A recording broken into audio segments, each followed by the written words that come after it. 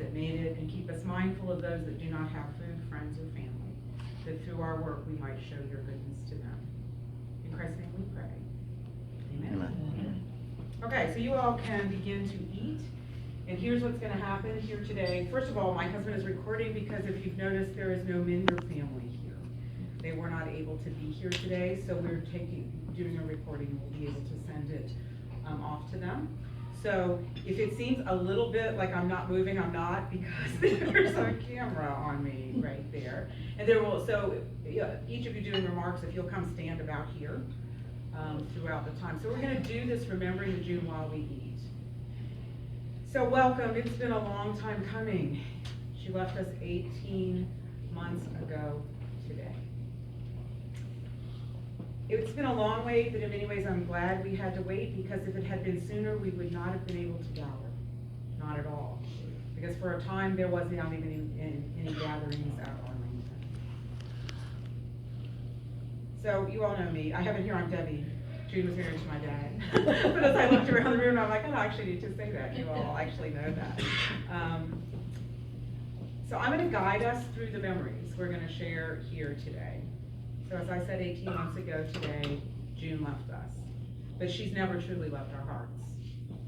And for sure not our memories. And that's what we're here to cement together today. Those memories in our hearts. 2 days ago was her birthday. It was also my husband's birthday. And we had a ton of fun times celebrating April birthdays, right, John? Yes. April 16th birthdays. Those birthday celebrations always included two of June's favorite beverages, champagne and Chardonnay. And so on this memory table behind me, you'll see two champagne glasses. They were gifted. June had some, I had some. She gave them to me before she passed away. The rest of them, we called them our party in a glass. Champagne and Chardonnay. Even in the most difficult moments, June was able to lift a glass and raise a toast. So in her honor, let's do the same. And I think, Jen, you're gonna do that? Here, Mom. Oh. And we get Mimi time. Here, baby. I realize not everyone has a drink, so raise your coffee cup or your water, or, well, you don't have to, hold on, just 1 second. Okay, so just the other day, my mom asked me, what reminds me, when I think of June, what do I think of? And the very first thing out of my mouth was cats, which perhaps is a little strange, but if you know Aunt June, it's not too strange. Cats are smart and sassy and peculiar and finicky and loving, but not necessarily to everyone all the time, right? Cats are weird like that. And I think mostly cats are both curious and loyal. I think that's why they remind me so much of my Aunt June and her beloved Sizzle and Miss Kitty.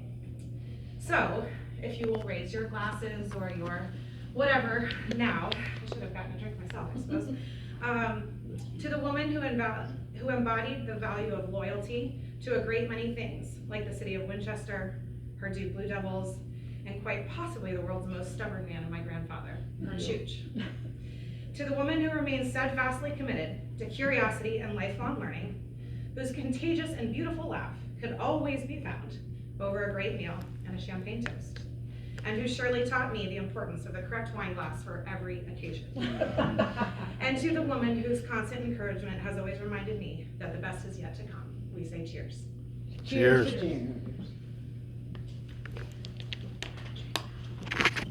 And now she wants the drink. Now she wants that beverage. And baby.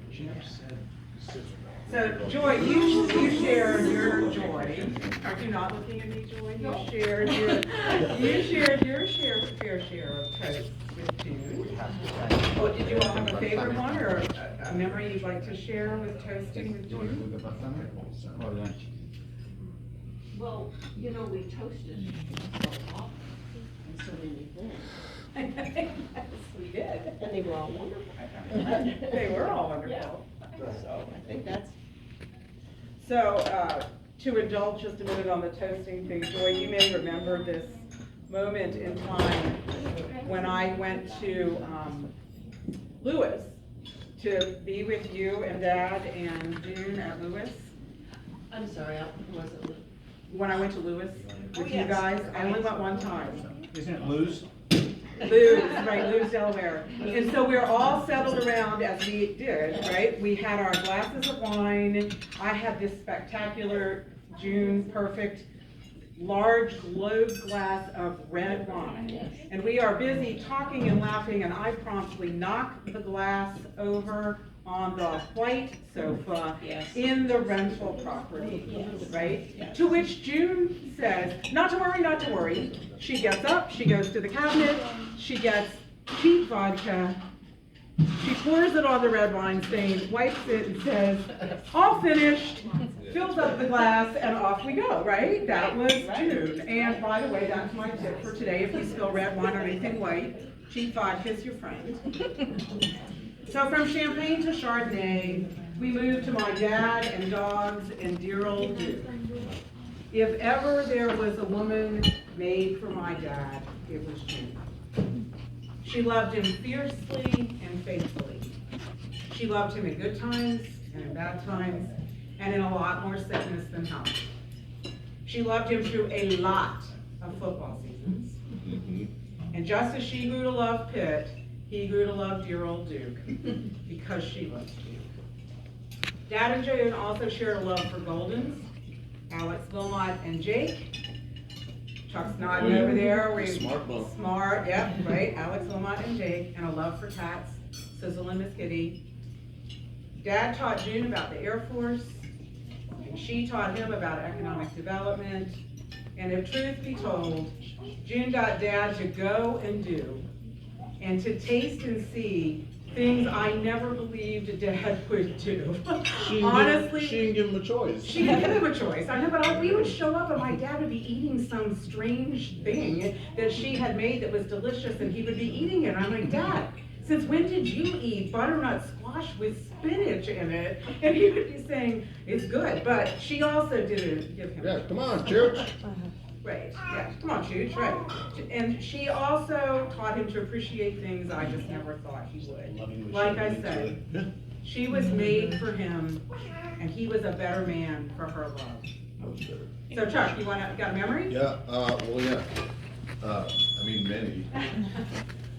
I think one that stands out that Joy will definitely know is this group, right, Joy? She just gets it. June was an amazing host at the house. Like every time I was there, we never ate the same thing twice. Never drank the same thing twice. It was, I mean, the Chablis was there for years. Yeah, But we never had the same bottle of wine. We never had the same food. Always at 7 o'clock, right? Always at 7 o'clock. And the car, when she called and told me that she wanted to bequeath the 67 Cougar to me, I was floored.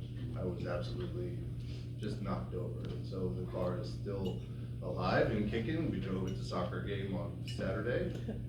It's got a new engine, a rebuilt engine, new windshield, but the sticker still has Duke on the back, but she told me I could not replace the windshield without keeping the sticker of Duke on the back. So just an incredible woman, and you know, I only really knew her in her semi-retired days, but had quite a career long before I ever met her. So we miss her dearly. To add to that Cougar story. Joy, face that way. Oh, we're here. I am facing that way. To add to the Cougar To story. add to the Cougar story, you truly haven't had a ride in the Cougar until you've been to Norman, Oklahoma, 105 degrees, no air conditioning, windows down, and I don't even think there's power steering in the car, is there, Chuck? Yeah, there's power steering, but there's no radio. Yeah, I mean, it was, she was so proud of that, and we were roaring around some back roads, and I'm going, oh dear God. Those are my memories of that Cougar that She she was alive loved, driving loved, that loved. car, though. Yep, she did. She definitely came alive when she got in the Cougar. Yeah, she definitely loved that car. So before we leave our letter by letter through memories about Duke, Dad, dogs, and Jude. I just wanted to share with you that June's estate bequeathed a scholarship to Duke University in her name. So she will be remembered at Duke. There'll be the June Minder Wilmot Scholarship at Duke University. So that was part of her estate release. So she loved herself some Duke, right, Joy? She loved herself some Duke. She did. So from Dad and dogs and Duke to one of the driving forces in June's life, economic development and education. And here today are people who shared those passions with her, Joy Poole and Patrick Parker. So I'm just gonna sit down and eat some salad while the two of you tell us some stories. Can you, it's gonna be easier if y'all stand, but you can move John to where I was. Don't you start out on ice yet? Do I have to stand up? Over the camera, so you can stand there. The camera's gonna come to you. That's how the FD. I really like that and I appreciate that. Oh my goodness. So I've been thinking a lot about economic development in June at the University of Oklahoma, the Economic Development Institute, which she was the second executive director of and the first, obviously, female director. And she really walked into kind of a nest of worms. It was kind of a good old boys club in a lot of ways. And June wasn't into good old boys. And the good old boys had to find a new path. But she brought a lot to the Institute. Our friendship really, I mean, we've known each other forever. And we've actually met at the Institute. And what she did, and then when she and Chuck married, that's when I met Chuck. And she upgraded the instructors. She upgraded the curriculum. She pushed, June had a phenomenal ability to put the right people together. She could make connections and networks.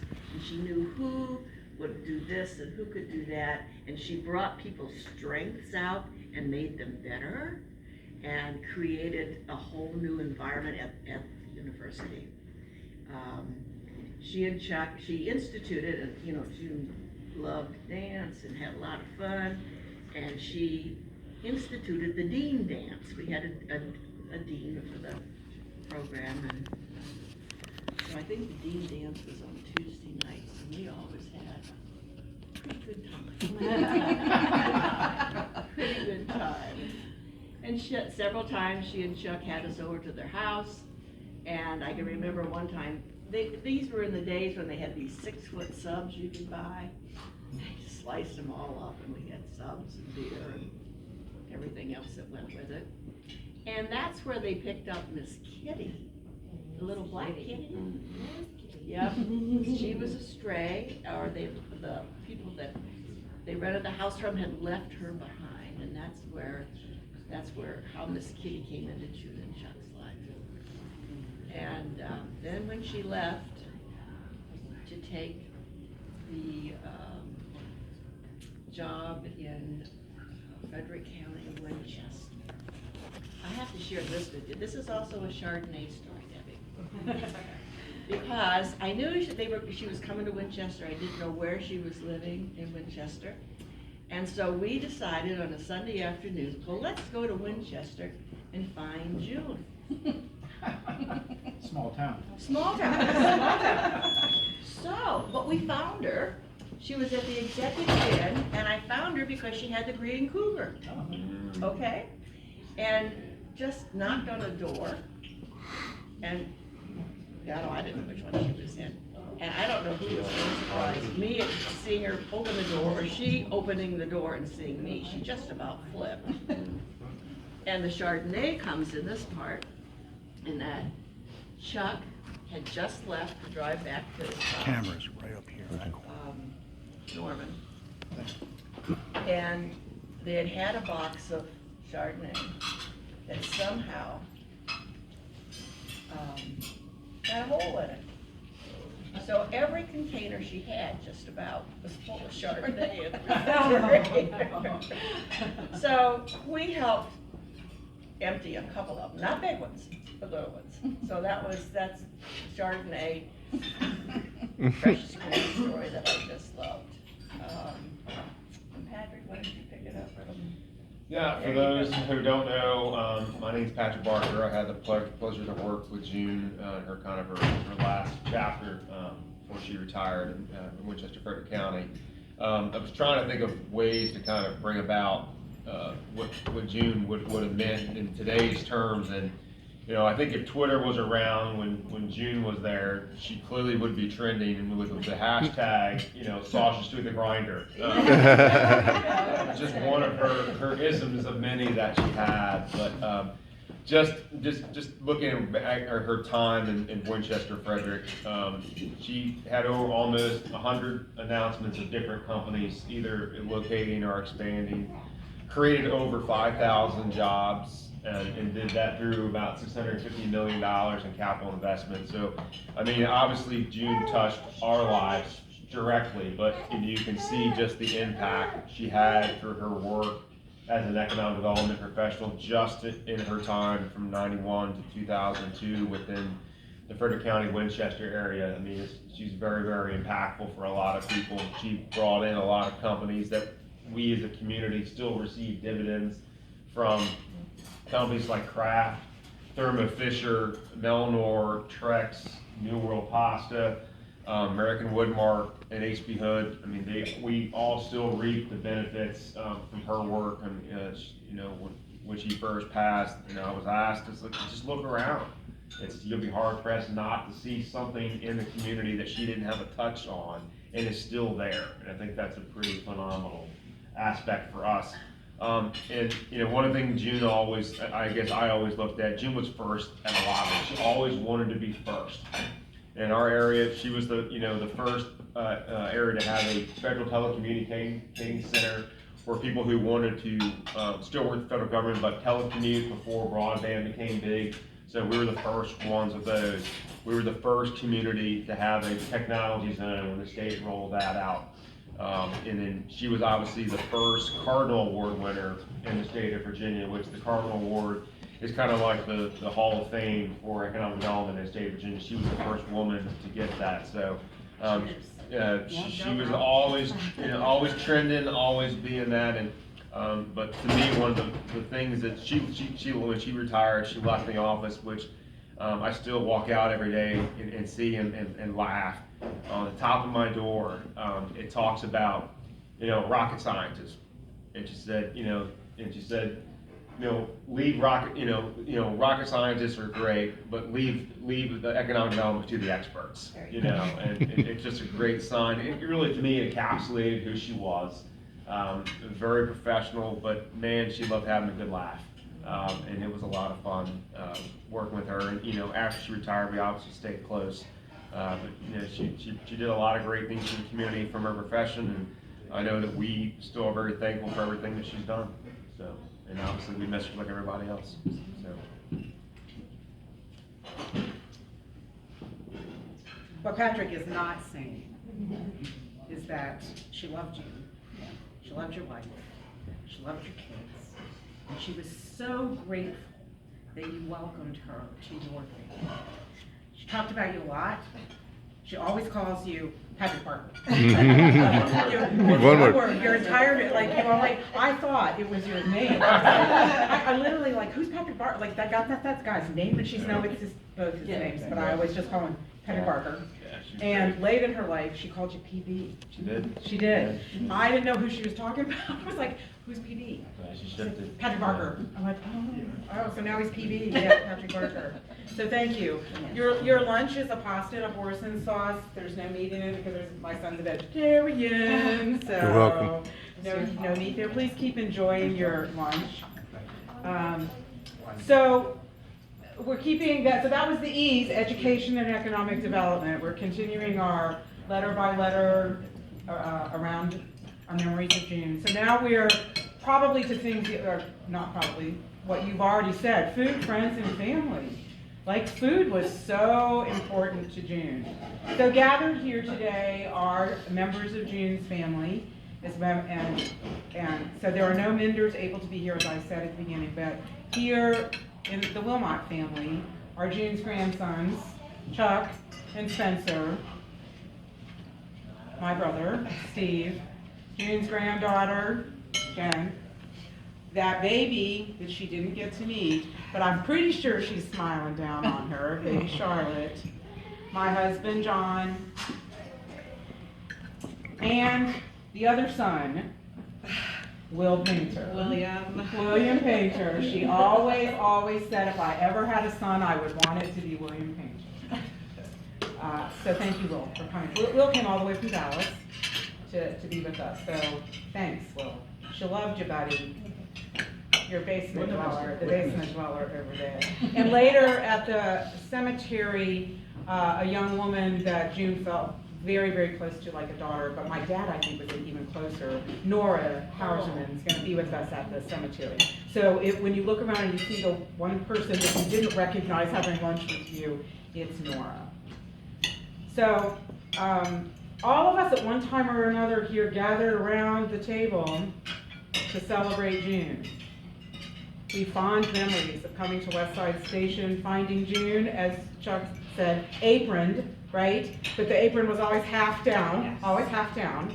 And you'd come in the door and she'd do that, right? She'd do it. She'd say, you're here. And close by, there would be a spatula, a spoon, a mess, and a glass of wine, right? Because that's how June cooked. If the Minder family were here right now, they would be talking about their Aunt Judy. For years, we thought they were different people when we were with the Minders because they would talk about their Aunt Judy, and we were like, oh, we don't know who you're talking about. And finally, I said to William, the fourth, her nephew, who is Aunt Judy? And he's like, well, what do you call her? It's like, oh, well, we call her June. She was Aunt Judy to the Minder family. We have lots of fond memories gathered around that Westside Station table. Holidays, birthdays, and anytime we get together. And as Chuck said, we always knew we'd dine well because, man, she loved to cook and she loved good food. And we knew we were well loved by her culinary skills. It was like one of her love languages was that kitchen. And we were a part of that in so many times. So Will, you got any memory you want to share with us about food and family and friends at Westside Station? No, I think there, like Chuck said, there really aren't too many, but I think the biggest thing was I've always been we'll call it a social drinker, but when I moved in with them, I was doing corporate training, so I said, I'm only going to drink on the weekends. Moved in on a Wednesday, and she started cooking every day. You know, she turned the same 6 CDs on in the room, they'd start playing, and she would cook dinner. So by Friday of that week, I was already breaking the rules of drinking. Because it wasn't the same to sit there with her and not, have a drink and enjoy it. But and in terms of the food, she kept inventory of everything in the freezers, which just makes perfect sense. But to me, it just She's also the only woman in the world who does that. Sure. Yeah. But they were just both amazing people. They welcomed me into their home, and really that's about it. And the favorite son-in-law has something he would like to Steal my thunder. say. He's the only son-in-law. June and I have a couple things in common. No, he's not. We both married into the family. And we're both born on April 16th. A few years apart. But we were birthday buddies to the end. And like Debbie said, I was June's favorite son-in-law. But I got a sound effect on it.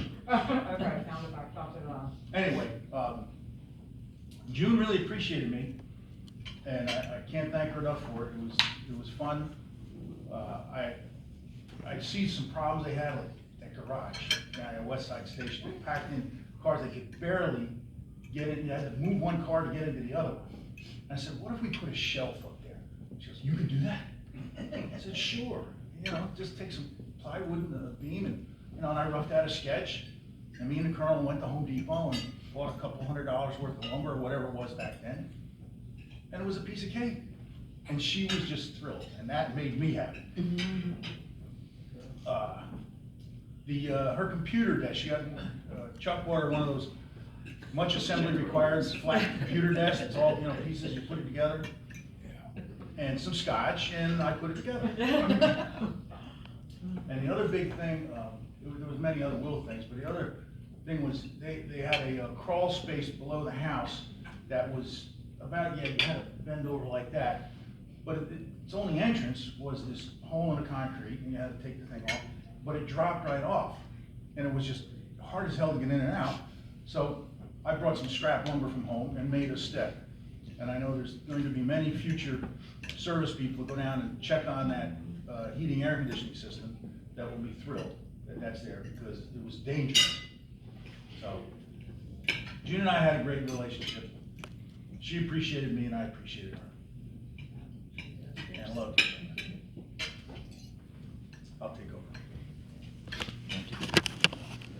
One of the things that would make June happy is that our friend, James, loves us and loves June.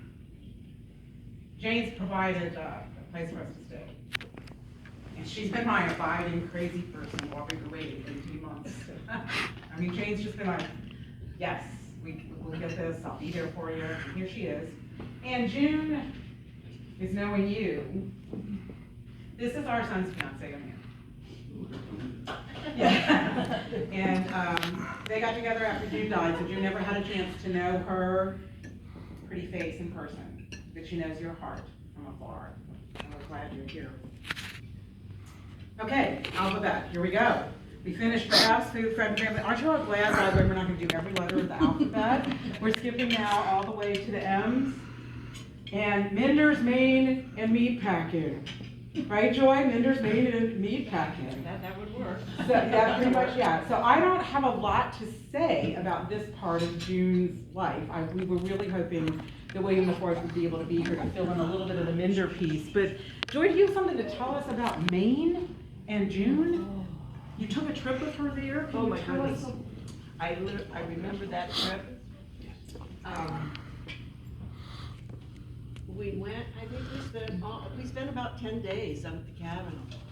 And it was awesome. It was not winterized, and part of the, it's kind of hard to describe it. The main part, M-A-I-N part, primary part, was separating from an addition that had the shower, and I think it had a freezer in it. So obviously with an island, everything that goes over has to go in a boat. Everything that comes out has to go back in a boat. And it wasn't too far from the mainland. But they always had a challenge with making sure the water was turned on. And there was a man named Carl. And I don't remember if we met him or not, but Carl would make sure the water was turned on and turned off, I guess. And you went over to, it wasn't a rowboat, but it was a little bitty boat. And so the first night we were there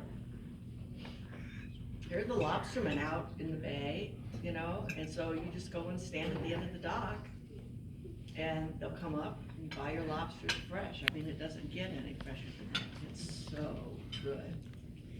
But one of the first things that June and I did, we went into, I don't remember where we went, but we went to some town and we bought a coffee pot. Because coffee machine, or like a Mr. Coffee, because the coffee pot that was there was one that you put the grounds in, you put the water in, you Percolated. Percolated. That's exactly right. You percolated that thing. And the boathouse was still there. There were cabins along. I think there were like three or four little cabins. And June spent every summer growing up on the island, and she slept in one of those little bunkhouses. And there used to be, her dad had a large sailboat, and I don't remember the name of the sailboat, but the boathouse was still there. It's quite large. And you walk around the island, and there's little sea oaks, and we had, for a long time in her guest room, she had a little crystal glass vase with this little brown stuff sticking out, and it was sea oats. And so I picked sea oats and took it back. One day, all we did was read, and I thought, I laid in the hammock, and it was one of the best days of my life. I mean, it was warm enough, it was quiet. Isn't this really phenomenal that everybody here really likes to read? And it was and I kept thinking, and I still think about that back cabin every now and then, or the cottage. I think, it's not winterized, but I thought, I think I could spend the winter here. If I had enough books, enough steak, enough wine, enough fire for the fireplace. Carl, keep the water on. There you go, Carl, keep the water on, exactly right. But that's where she spent every summer of her childhood. And she loved the island. And her dad bought it shortly after the Second World War. And that's the only time I was there, but it's so vivid in my mind. It was really quite wonderful. She loved Maine. The last trip we took was Campbell Island, which is off the coast of Maine, that is technically in Canada. And we drove, and we thought we'd never get there. You don't want to go out of New York City on Friday afternoon. You just sit there and watch the world go by. But we stayed in Bangor, I believe, that night, and she said, I've never been to Bar Harbor. I said, really? So we drove down to Bar Harbor and then went up Route 1 to get to Campbell Island. And that Route 1, I don't care what they say about it, it's one of the worst roads in the country. It's awful. But that was her last trip to Maine, and we had a great time. So, that's what I can remember about Maine. She loved herself some Maine. I can remember her Dad actually telling the story of maybe the first or the second time we went to Maine, and Joy's talking about the little boat. It's not a rowboat, but it's not actually a lot bigger than a rowboat. It's not. No, and so you have to know our dad. He wasn't the most graceful man in the world, right? See, that would be fair to say. Dad was not like graceful, right? So he's describing this story of getting in the boat with one piece of the 9,000 things that were in Precious Blue, whatever Blue Boy, that had to get. All right, so Dad gets in with the first load of whatever and motors himself over without June. Can't easily get out of the boat on the rocks. Falls. June is on the other shore, trying to figure out how she's gonna, okay, so Dad says, I get myself up, I'm kind of wet, I get the first stuff out, I put it on the bank, I motor the boat back, at which point June declares that will never happen again, that you go over to the rocks without me. If we have to take 50 trips, with the two of us in the boat, we'll take 50 trips, but you, and my dad's like, I'm not gonna fall, and she's, June, we're done. I go with you in the boat. If we take one thing, we'll take one thing, but that's what we'll do. But she did really love that. The other thing that June was super curious for me about anyway, was the whole thing you gonna meet Pastor's daughter. I don't know anything about all of that except this. June knew herself some meat. Like she taught me a bunch of things about meat. But you know what else she loved? That recipe book she had? Oh, yeah. Was this thick? Only meat recipes. Meat. She bought it for me for Christmas. She loved She me. wouldn't give it to me. Do you know what else she absolutely? You got the time, okay? You can borrow it. Right, you know what else she loved? Knives. Knives. The woman had knives to go with the knives. Why don't you? So in the why apartment don't you come sit in here? Florida are her Wusthof knife set. But in my house is something I didn't know what it was, and I don't remember, it might have been John who told me what it was. It's these like scissor looking things, they are bone cutters. Because she was a meat cracker's daughter, and she could bone a chicken, or bone a turkey, or bone a piece of pork, like in a hot second, right? Maybe. If William the Fourth were here, he too would talk about the connection between their family and Maine, Minders and Maine. So last we come to the W's, are you glad? We're all the way to the end, W's. Wilmot's on West Side Station in Winchester, right, the W's. As we're coming to a close, I'd like to reflect with you for a minute about the Wilmots on West Side Station in Winchester. Dad, June, a dog, a cat, right? That was the station. A flag out front, often the big dear old Duke flag, especially during March Madness, there would be the giant Duke flag. Lake Wilmot, she called it, the drainage ditch next to 412 West Side Station. Almost always dry, right? But not too long before she moved to Orchard Ridge, we had epic rain. And she called me one day and she goes, "There's water in Lake Wilmot."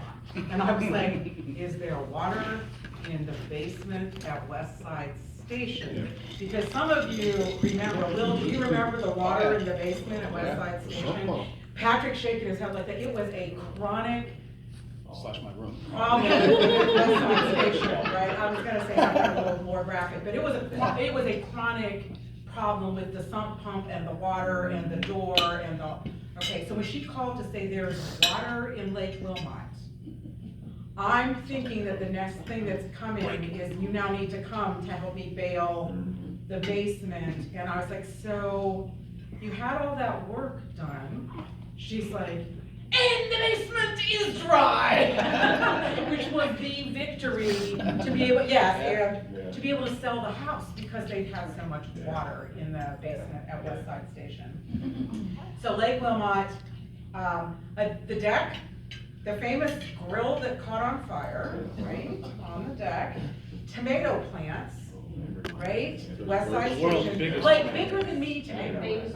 And right, that's what I said, and the biggest basil that you ever saw, and like basil plants as tall as me.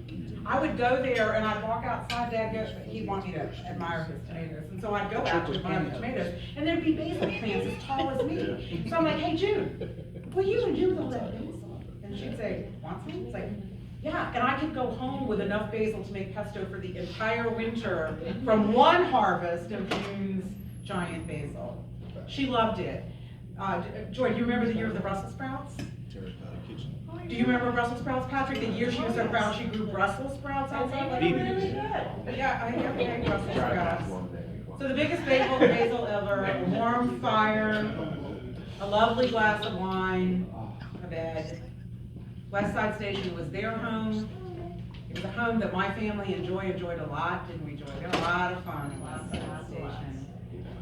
Maybe my nuclear family remembers one of my fondest memories of West Side Station was going there following our October 31st freezing cold whitewater rafting. It's the last day on the Shenandoah that you can whitewater raft is October 31st, and my family of four decided we would go whitewater rafting on the last day of the season. Do you know how cold the Shenandoah River is on October 31st? And it was Do you raining. think that this family had feet coverings or wetsuits or any of those things? That would be no. So we raft. There's another whole story about that. Oh, yeah. And Dad and John and the guide and all that. But by the time we got out of the boat, I literally couldn't feel my feet. We were walking up the hill. I hoped that I wasn't cutting my feet on rocks. We were like frozen all the way through. We get to West Side Station. That was our plan. We were gonna go there after that. We get there, we are all wrecked. And my memory was this. You know that how tired you are after you've been cold all the way to the like middle of yourself? I dragged myself in the door to West Side Station and there's a fire going. It's cold out. The remote Fire control going. fire. The remote control fire. It actually warmed you. And she has some of her latest discovery of some wonderful red wine, which she hands me. And I go sit on the hearth by that fire, and I'm waiting for the middle of myself to thaw out, right? I can't feel my fingers and toes. And my kids are all just looking for a place to lay down flat. My dad had the cold scotch for John, and we all just like collapsed at West Side Station. And then when we left the next day, promised we were never going whitewater rafting on the last day of the season. And we have made true to that promise. Also, Joy, I bet you share this with me, the smell of roasting turkey at West Side Station. Right, West Side Station and roasting turkey. My dad didn't cook much, but man, he loved himself some turkey. And he roasted. The dressing. Even Steve remembers the dressing. Right? So always a fast beverage of choice when you came in the door, and always. West Side Station was also where June nursed my dad, is where my dad died.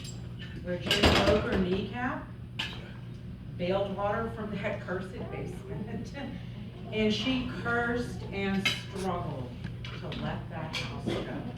She knew she needed to, but man, y'all are nodding. If you were part of the conversation about I'm staying, I'm going, I'm staying, I'm going, I'm staying, I'm going. But it was the last flood where she called me and she's like, I can't keep doing it. I was like, all right, then let's fix the flood and get out of the house where she can't keep doing it. It's where she wanted this to happen. Her work she'd done, June, she had a plan for everything, right? So she had a plan for how this was supposed to go. And she's like, and I want you to have the party out West Side, right? That was her imagination, that we would all be there. While she was never really at home at Orchard Ridge, would you think that's fair? Is that a fair thing to say? She was never really at home at Orchard Ridge. Move over. There you go. She was never really at home there. But she did make her mark there. As the culinary committee queen, holy moly, she wouldn't even go on to Christmas with the Minders with us because she had to finish the culinary committee thing. She was a member of a knitting group there that was, oh my God, yeah, that one was serious. Like, when we cleaned out her place, she had like the blocking things. I mean, this was serious business. And it's where she learned to play the dulcimer. She learned to play the dulcimer, okay? As Jen said, she was always a lifelong learner. She was always in pursuit of the next thing. She was loved there for all the reasons that we love her. She just didn't love the place. It just was never home for her. One of her friends from Orchard Ridge, Trudy Werner, shared how June accompanied her as she made the decision to move into Orchard Ridge. Trudy made the decision to move there, June accompanied that, before June finally pulled the trigger. So when June moved into Orchard Ridge, according to Trudy said this: we hit it off. We went to dinner, theater, concerts, even quote unquote dulcimer camp. Right? Dulcimer camp. We had lots of fun and laughs, Trudy said. I'm honored that she called me friend. Trudy couldn't be here because she fell and broke her hip and she's in rehab. But we promised to catch up, she and I never had a chance to meet her, but I said, I want to meet you. I want to hear your stories of June. And so it is with many people who admire June at Orchard Ridge. Alas, June, your home now is in our hearts and our memories, where we hold you, so we can meet him. So one last toast: coffee, water, beverage to June. Get those glasses up. Yeah, sure. I told Jane I wasn't having this glass of wine because my stomach is jumping. Here we go. Beloved wife, friend, co-worker, aunt, Judy and son. And to me, she was just June. Great friend, curious, a lovely woman who granted me the privilege of calling me daughter. To June. Cheers. You're here. And on your dessert choice today is something that June loved. Apple tarts in honor of Winchester. Thank you. So enjoy your dessert. I'll give you the logistics before we leave. All right, fade to black.